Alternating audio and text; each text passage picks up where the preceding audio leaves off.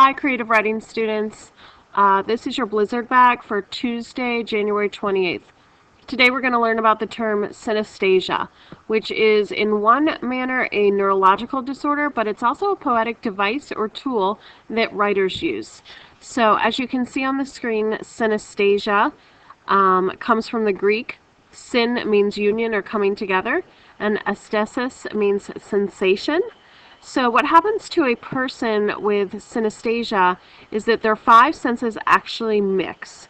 This means, for instance, someone with synesthesia, the neurological disorder, might have their alarm clock go off in the morning, and at the same time, because of the sound, they see a flashing orange light. People who have mild forms of synesthesia might not even know that they have them. They just think that's how the world works for them. One hallmark for them is that they always see different letters of the alphabet in different colors. So here up in the corner is the alternate spelling of synesthesia. There are two spellings. We're not actually going to talk about the neurological disorder today.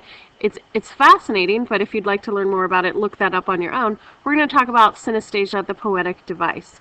So here are some examples of how synesthesia is used in writing and in poetry. So a deafening blue, a frigid gesture, the red ringing of the bell, a putrid smelling thought, green tasting countryside, the sour sound of her voice, the hard screaming light, or taste the pain. And then I have an example from The Great Gatsby at the end of this, at the bottom of the screen there, where Nick Carraway, the narrator in the novel, talks about the yellow cocktail music from one of Gatsby's parties in the 1920s.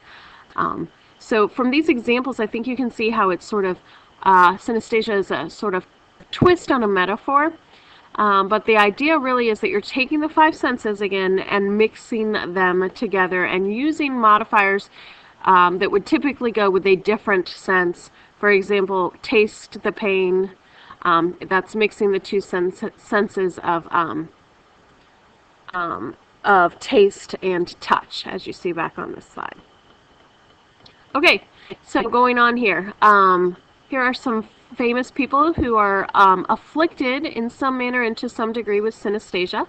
So we've got here Charles Baudelaire, a famous poet, Vasily Kandinsky, a famous painter, that's his painting on the left, Vladimir Nabokov, famous writer, Franz Liszt, a composer, Richard Feynman, a physicist, Syd Barrett, a singer for Pink Floyd, and also people think Jimi Hendrix, another singer who quite possibly had synesthesia. So your assignment, getting to that quickly here, would be to look up information about one of these interesting people. That can be from Wikipedia, it can be from wherever you want, just on the internet. Look up information about one of these people, and then from that information, pick out one sentence or one line that you learned about them and use that as the title of your poem or the first line of a poem that you create. Now, your poem does not have to be about this person at all. You're just using them for inspiration. So pick one line or a couple words from the information you find. Use that as a title of a first line or a first line of a poem.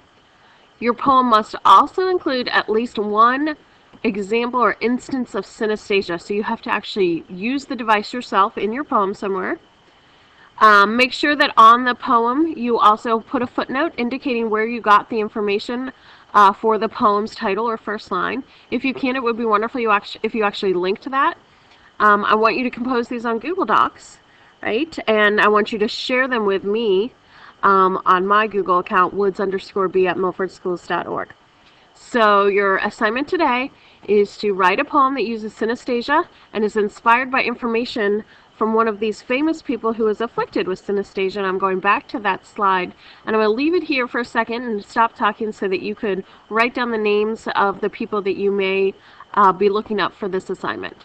If you have any questions about our Blizzard bag, feel free to email me, and feel free to rewind this recording again and see if you can catch all the information on the second time.